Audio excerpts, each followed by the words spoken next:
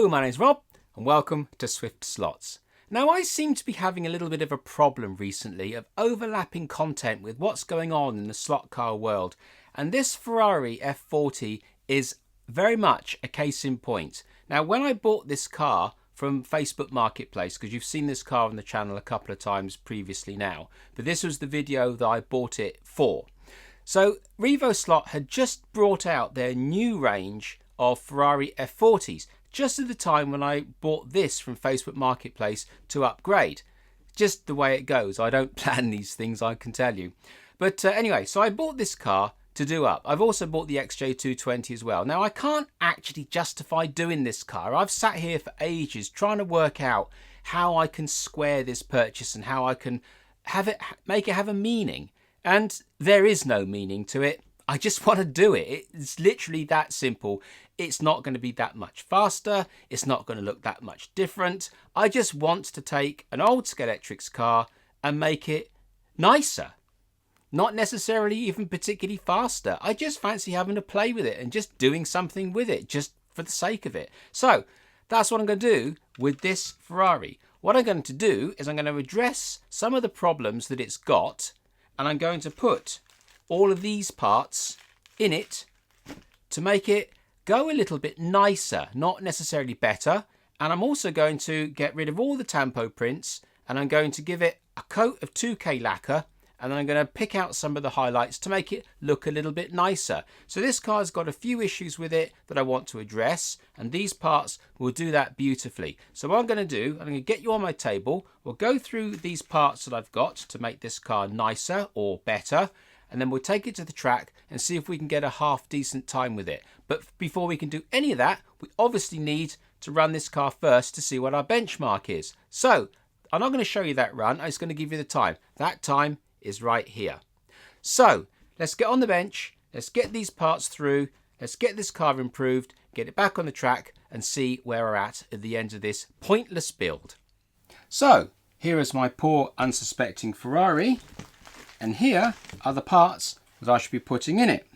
So let's get this body off and I'll show you what we're dealing with right at the beginning of this project.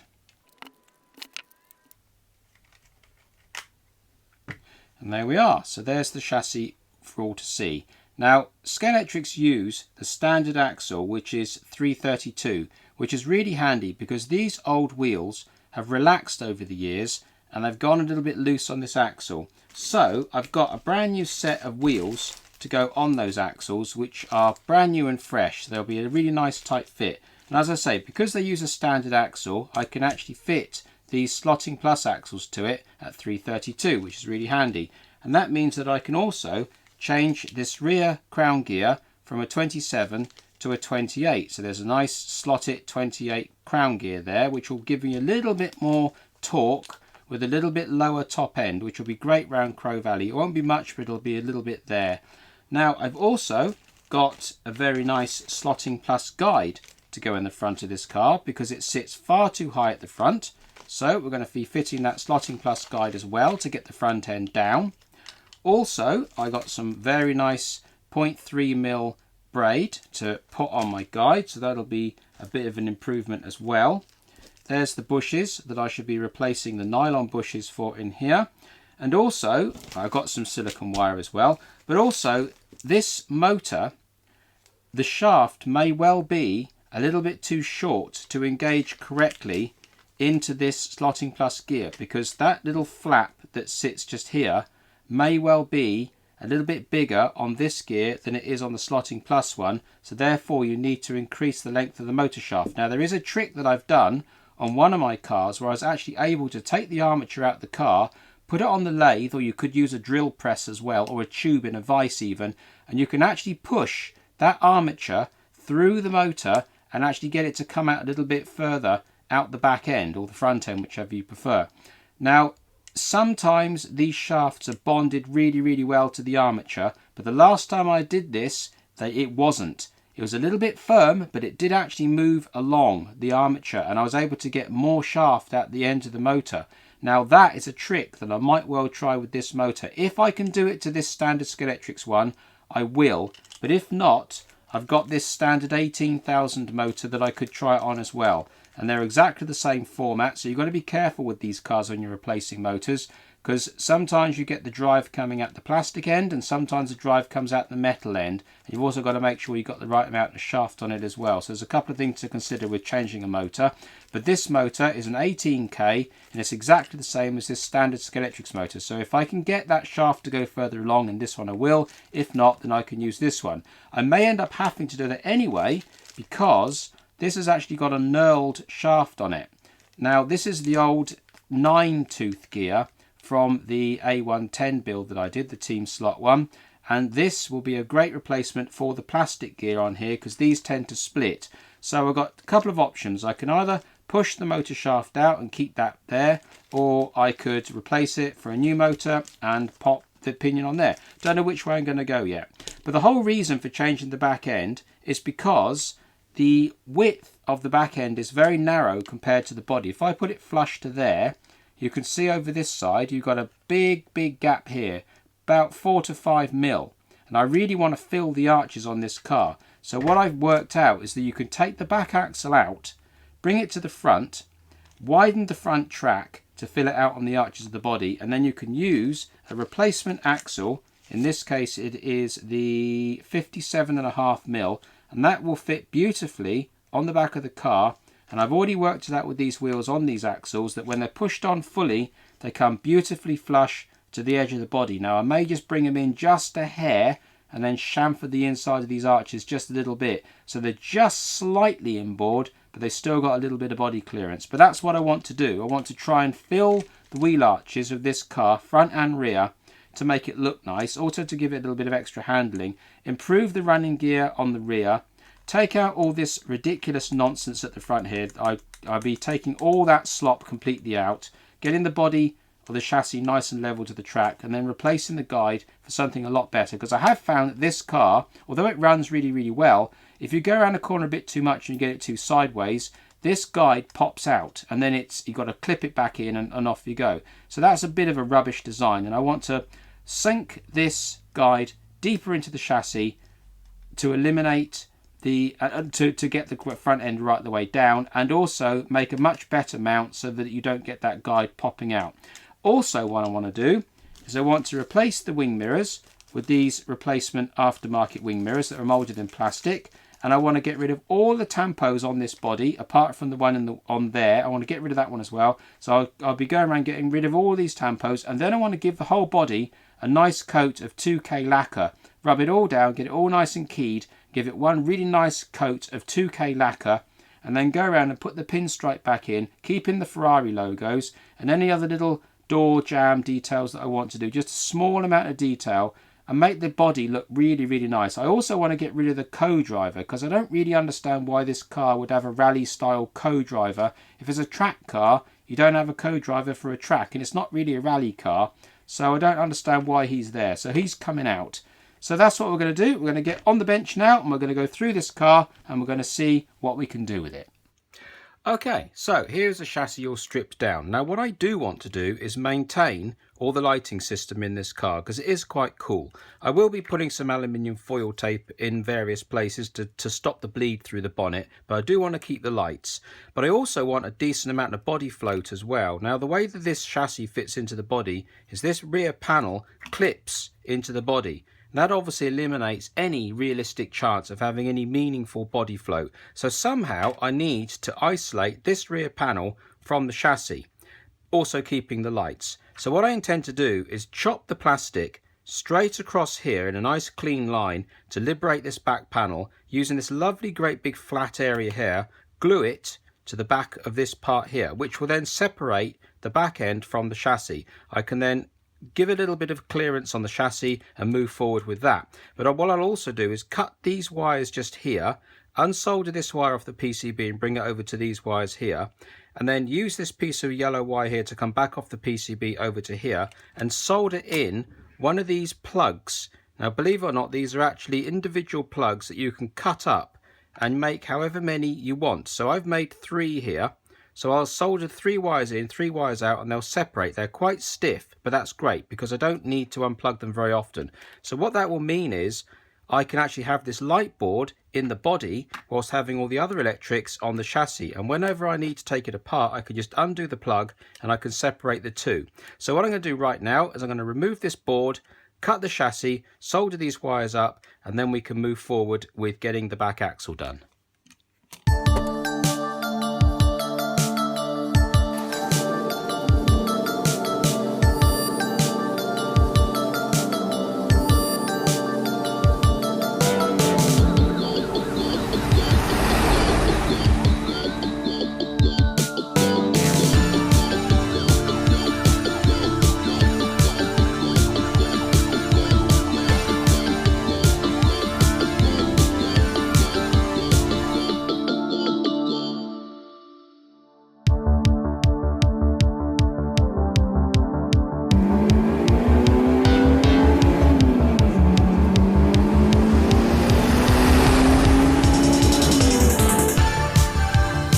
Okay, so that's step one done. I've liberated the rear panel off the chassis and I've cut the wiring in half and fitted the plugs, and they go together just like that. And what will happen now is the rear cluster will fit back into that panel exactly as it always did, and then that panel can fit back into the car body exactly the same as it always did. And we can pop that wire down there, keep him out of the way for a minute. And I've relieved the chassis all the way around so that when the chassis goes back in there, we've got a nice gap on these rear quarters, you've got a nice gap across the back, we've got clearance down the sides, and the whole body and chassis is controlled by that front splitter. And I've also relieved the sides here, a little bit of plastic here as well, and these vertical returns on the corner so that they're not interfering with the body at all. And you can now see that we've got a good amount of movement, and the rear panel is completely as it always was, mounted into the body. So what we now need to do is get the back axle in and the motor. So let's crack on with that.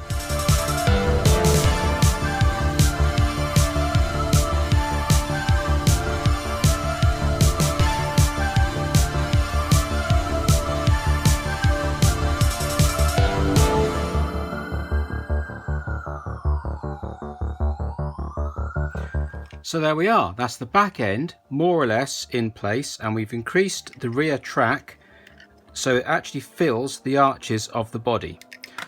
But as I suggested earlier on in the video, I don't think that motor shaft is engaging enough into the gear on the back. So what I'm going to do is I'm going to try and move this shaft inside the armature of this motor.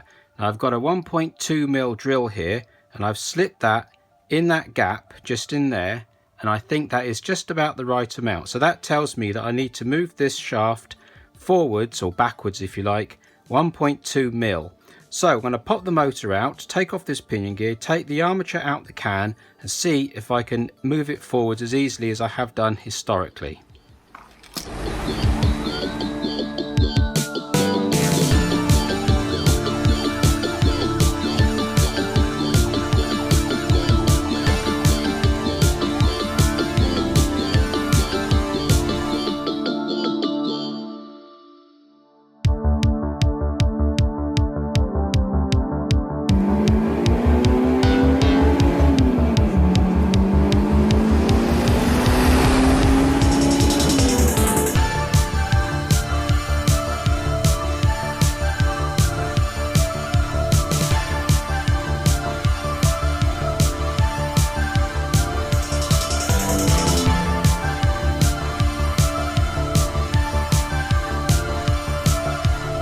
And there you go, success. This shaft pushed through this armature, no problems at all. The only difference between this motor and the one that I've done it on previously is that this brass bush here controls the end float within the can, and it's a really tight fit, so that needed moving independently of the armature. And all I did to do that was got my pliers here that I've ground really thin. I put it behind that washer very gently, don't grip the shaft, just enough to suspend that bush, and very gently tap the end of the shaft to move this bush further down the shaft. Now I can test the end float again. If I put that into the end bell there and I pop the whole thing together, that is now where it should be, and I want a very small amount of end flow in that motor. And there you are, hopefully you can see, and here, that there is a very small amount of end shaft now.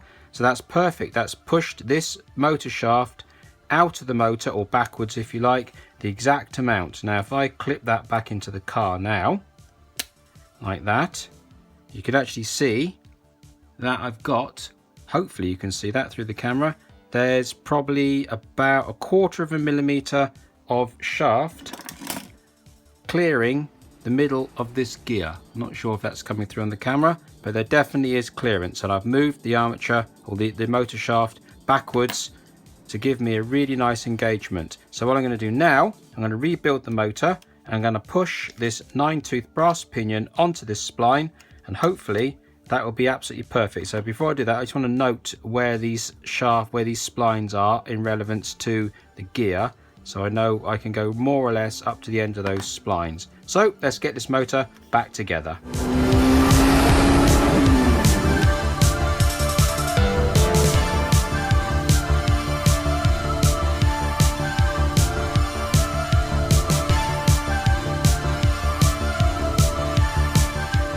There it all is, all put back together again, with the end of the motor engaging beautifully into that new gear, having pushed the shaft backwards.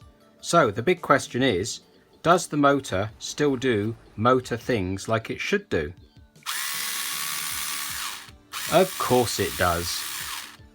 And that brass and plastic gear are engaging absolutely beautifully.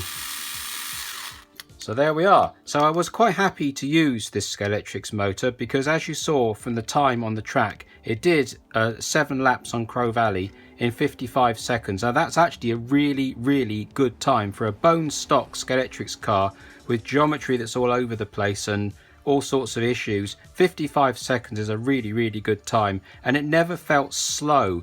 The reason why it didn't go faster is because of all the slop in the front wheel and the fact that the front end's off and so on. It wasn't through lack of motor, it was actually through lack of performance within the chassis. So I'm more than happy to use this Scalextric motor. It's got all the power that I need to run around the track, no problem.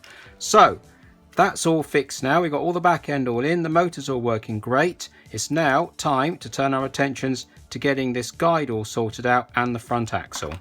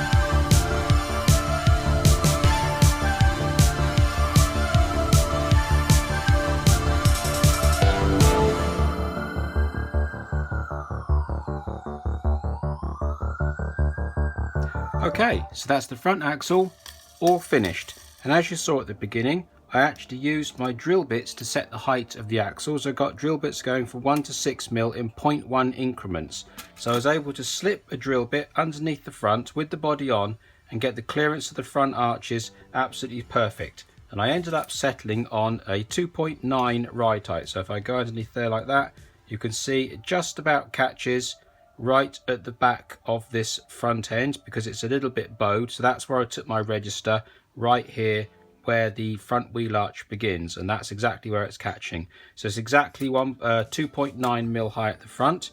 Then I added in these 2 bulkheads here, made sure that they stayed in place with these 4 rivets, little copper rivets, chopped them off and glued them in. You don't need to peen them. And then just for a little bit of extra security, to make sure that these bulkheads stay perfectly vertical, I put a crossbar in. That's something that I often do. It just maintains the integrity of those bulkheads so they don't sort of bend over time and close up, because if they do, they pinch the bearings. And then there was a very handy plate in the back here that was part of the original car, and I used those to glue as well. It's just a little bit of extra that was already in the car. And then, as you saw, I drilled 2 holes through the top so that I could pass my guide wires through, and they clear the axle perfectly like that. And you also get a nice amount of tension coming round, so it gives the guide a nice bit of spring that works really well. And also I've got 2 brass spacers either side of my brass bushes. They are 1.6mm each, but it depends on each car obviously. And as you saw, we made 2 little tiny bushes that run inside these plastic bulkheads just to give the front wheels some bushing, and it all works perfectly. So now we can move on to the most favourite bit I've been looking forward to. I don't know why, I just enjoy guide fitting. So I've got to get my standard Slotting Plus guide, and it's got to go in there. Now I've checked the ground clearance and I've got plenty of room. I don't need to build anything up or sink anything in. I can just literally make sure this fits nicely, cut out this arched recess which is already there for me, and then make a spacer or a packer just to make sure that that guide is in exactly the right place, and we're pretty much done. But obviously I've got to reduce this hole as well, so that'll probably be done with a little bit of Delrin tube, get that nicely fitting, and then we can think about moving on to the body. So let's crack on, let's get this guide fitted to the car.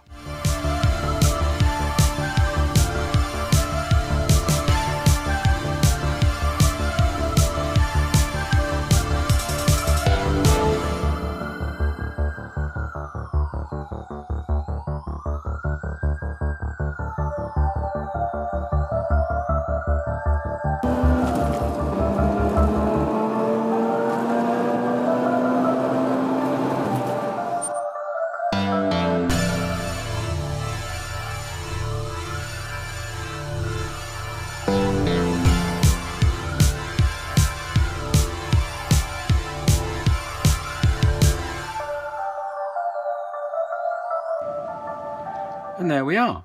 That's the guide all finished. As you saw, I cut out the silhouette that was already there with the original chassis.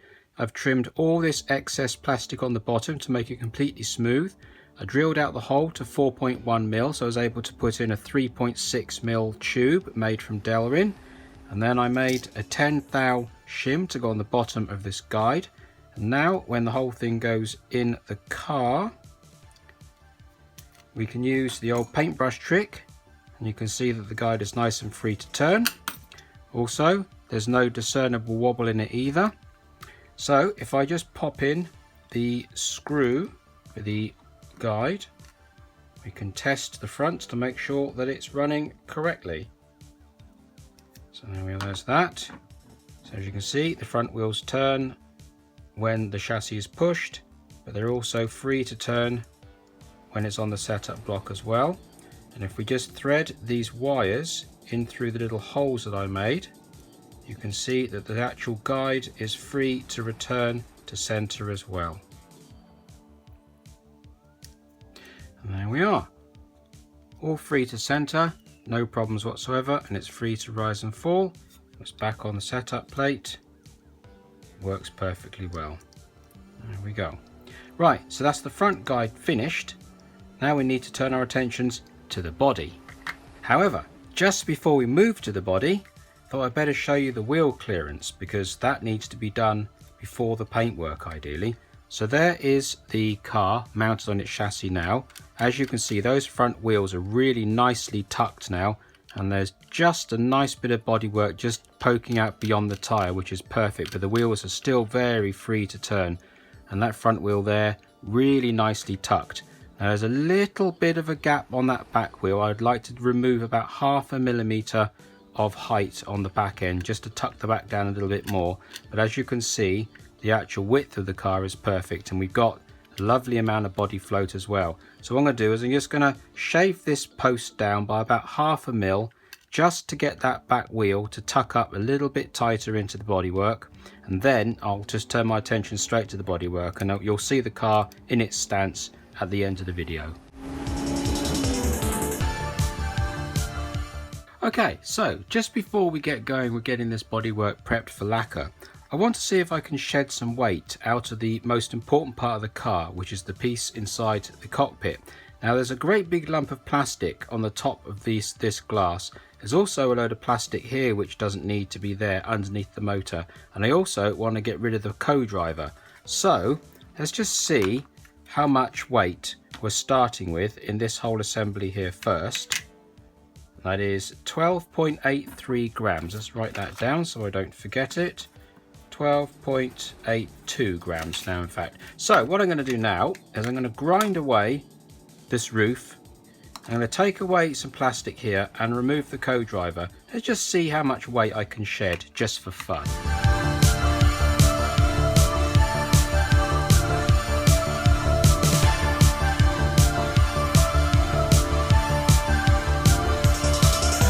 Okay, so that's all the excess plastic removed under the engine, the co-pilot removed, and the excess plastic in the glass panel removed as well. So let's just see how much weight we were carrying around completely needlessly. Okay, so the last weight we had was 12.82. Let's see what we got now. Drum roll, please. There we are. 10.97. So we've saved almost 2 grams of plastic just for the case of a little bit of grinding out for 2 minutes. That is going to help big time, because that is exactly where you don't want your weight, all the way up top. So it's still quite heavy, but it's now 2 grams lighter, so I'll take it. Right, so we're moving on to the body. Now I was going to polish all this plastic back to just the bare red plastic, because this isn't painted, this is actually plastic, I think. So we're quite safe to use polishing compounds to remove all these tampos. But I'm going to lacquer it, so I'm going to rub it down anyway. But I want to show you how easy it is to remove these tampos with just rubbing compound. So I've got 2 polishing compounds here. Now these aren't anything special, they're just bought from any old automotive shop. So this particular one is a coarse cutting compound with a little bit of polishing available to it, and this one is a much finer compound with quite a lot more polishing embedded in it as well. So obviously you'd start off with the coarse one, you'd finish with the finer one, and then you go over the top with a wax. But what I want to do is show you just how easy you can actually get rid of these tampo prints without much effort at all if you wanted to maintain the original paint on the car, or the original plastic. So we'll just go at this now for a few moments.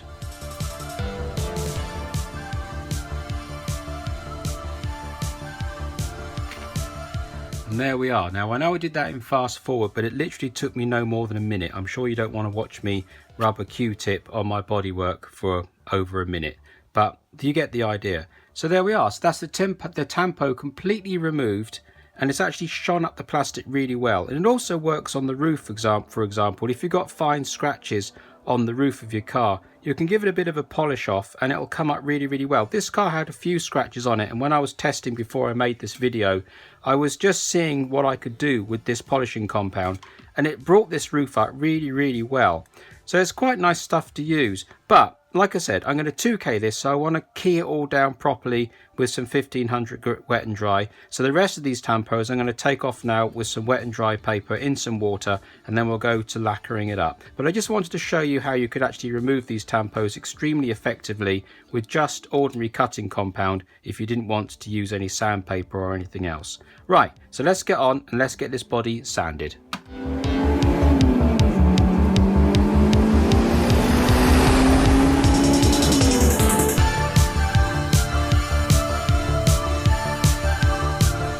Okay, I'm just about to put down some 2K clear. This particular system is by Profix, and it's 50% hardener with 10% thinners. And you really must use a very, very high quality mask when you're laying down 2K, because it's extremely poisonous. So between my really good mask and my really powerful spray booth, I'm okay for occasional use. But if you put this stuff down regularly, you really do need a full respirator that's fresh air feed and all the rest of it. But whenever you do 2K, be very, very careful, read all the safety precautions, and make sure you do it in a vented, at least a very, very well ventilated area.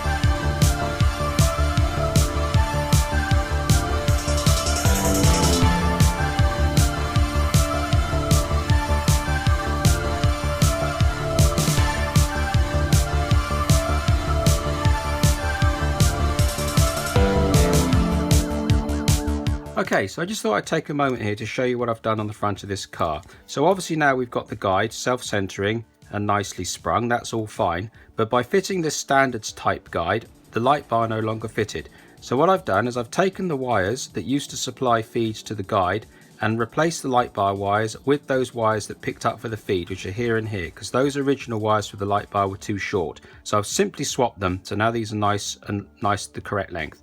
So the original bulb used to fit in a recess here and go front to back, and then these two light wires used to fit in holes in the back and supply power with the 2 pins running forwards. What I've done is I've drilled 2 1.5mm holes vertically in this light bar and put the bulb facing upwards with its wires coming up into this hole and up into this hole. These 2 wires here fit down, and then I've cut 2 bits of plastic rod and pushed them down through the holes to tighten everything up and to make the connection.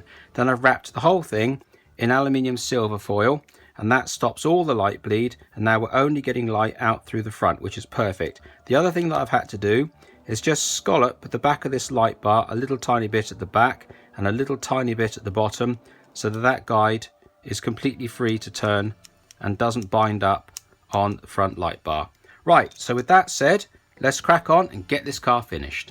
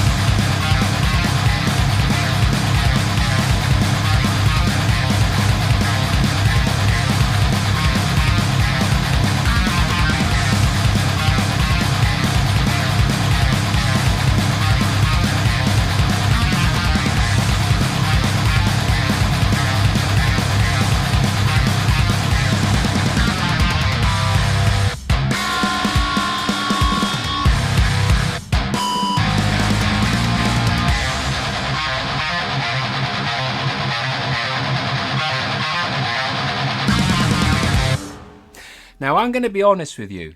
Whenever I create a video, I have a very, very clear idea of where the video's going. Right from the thumbnail to the closing credits, I can see the whole project in one go. And almost always my projects go exactly as I'd imagined. But this car, I can honestly say, has thrown me a complete curveball. The only thing that met my expectations was the thumbnail and the actual chassis build. Everything else has exceeded my expectations immeasurably. And I'm absolutely in love with this car. This car has really got under my skin, so much so that I've even made a pretty box for it. I didn't intend to make a box for it. It was going to go on the shelf with all my other unboxed cars and just sit there, and there you are. But it's impressed me so much, I've made a nice pretty box for it. So the first massive surprise was that 55-second test run that I did as a bog standard car. Now yes, it did have PU tyres on it for that run, but they were only old worn ones from my racing car. I just popped them on because they had the right profile that I wanted for the look of this car, and I thought I was going to finish this car build with those on. Ended up putting NSR ones on, reasons, whatever. But so apart from a pair of PU tyres, that car did a 55-second run.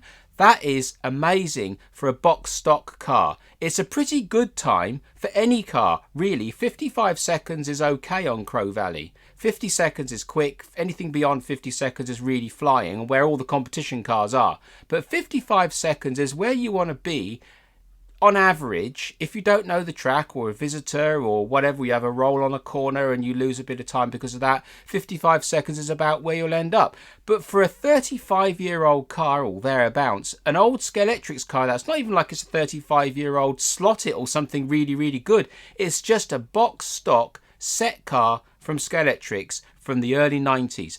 Put it on the track with a fresh set of tyres effectively, and it did a 55-second run. And there was more in it, almost, but yeah, so it's about 50. That is an incredible time for a box stock car, and straight away it caught my attention. I didn't dwell on it too much, but I thought, that's actually pretty damn good, so we'll carry on. So I carried on with the chassis, and that went exactly as you saw. No problems. It went as I imagined it. Then we got to the body. Now this is just a standard car. It's nothing special. It's just straight out of a box set from the early 90s, and all I did was rubbed it down with 1500 grit wet and dry, put 2 coats of lacquer on it, masked it off and did the satin black work, and that is it. Minimum effort, maximum reward. I'm so pleased with how this car has turned out. It absolutely pops. I don't know if it comes through on camera, but in your hand, it really, really pops. And I thought, that's a really nice looking car. So along with the 55 seconds to start with, and now it looks fantastic in my opinion as well. Don't get me wrong, it's not like a Revo slot. I'm not saying that it's as good as any of those cars. They're obviously better. But you got to remember where this car started from. It's a box stock Scalextric car from 35 years ago. It's never intended for performance. It's just a stock car. And now it looks, in my opinion, fantastic. As I say, I left the Ferrari wind sun visor on, and obviously the emblems. Everything else came off. Just 2 coats of lacquer and a little bit of black, and bam, she pops. And I'm so happy with the way it looks. So much so that I haven't actually pushed too hard for a really fast time because I don't want to scratch the body. I did actually do the test run with some actual masking tape on the rear corners, so when I rub the barriers, I don't mark the paint. But, you know, there we are. And so that's that. So the looks, I think, are fantastic. And then I put it on the track to time a decent run. Now, when I started this project, I thought this car was going to be a high 50s, not as slow as a 60-second car, but it was going to be high 50s. So we'd start on something like a 59 or possibly a 58 if I push it hard. And by the time the end of the build, we might be looking at 56 seconds, maybe, who knows, whatever. That's the kind of thing. And I thought, well, you know, just going to be a car, put it on the shelf as an unboxed car, and there you are. But no. So I put it on the track as a finished car with all the chassis done, and then I tried to get a lap. Now, I didn't try very hard. Basically, I tried 3 times and each time I got faster because I didn't want to scratch the car. So I was very ginger. So we started off quite slow, and after the 3rd lap, I really started to get a feel for how this car was handling, and I felt confident enough with the bit of tape on the rear quarters to actually push for a better time. And this is the time she got.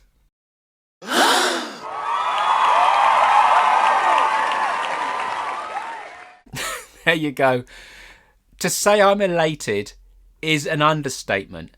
This car handles fantastically. I'm not bigging it up because it's my video, and I'm not trying to make this video good, and I'm not trying to make this car look fantastic. It genuinely is a fantastic car to drive. Is it as good as a Revo slot? I highly doubt it. I've not driven a Revo slot F40 before, but I highly doubt this car is better than that. I wouldn't even consider the idea that it even could be. But in and of itself, this car is an absolute joy to drive the way it is now. I didn't add any weight to it even. I had thought about putting the obligatory sort of 8 grams back, 2/3 back, just as a starting point, and I sort of felt the car in my hand and thought, no, we'll leave it. We'll just run with it, because it didn't show any signs of being particularly back-endy or whatever when I was doing the original test run, the 55-second run. So I thought I'll leave it and see how it goes. I was just going to slip 8 grams in there, but no, I left it.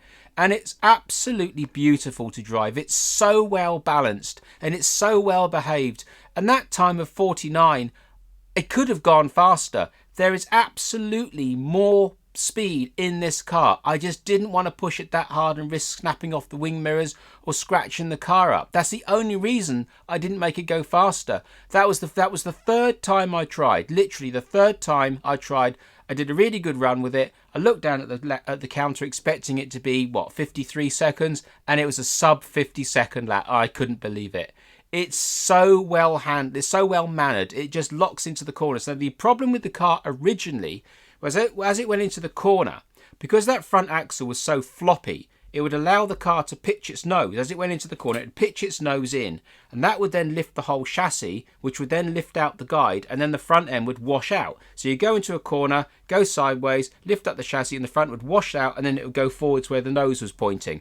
And that's what held it back originally. So I knew that supporting that front axle was going to be a massive benefit, and I'd be able to push much harder.